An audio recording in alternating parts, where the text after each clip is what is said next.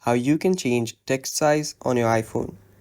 Now before we start, if you are new to our channel, head down below and hit the subscribe button and press the bell icon so you don't miss out on our future videos. Now let's get started. So first you'll have to open up your settings.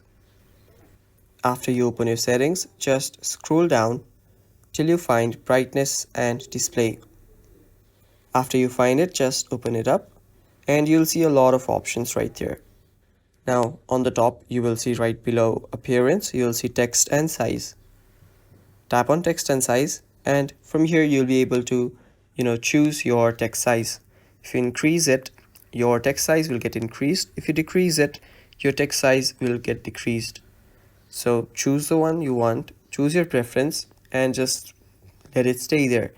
You can also bold the texts. If you bold the text, all the text will appear bold.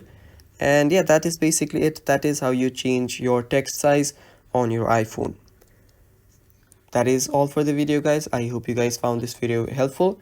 If you did, hit the like button down below and check out our other content on our YouTube channel and stay tuned for more. Bye bye.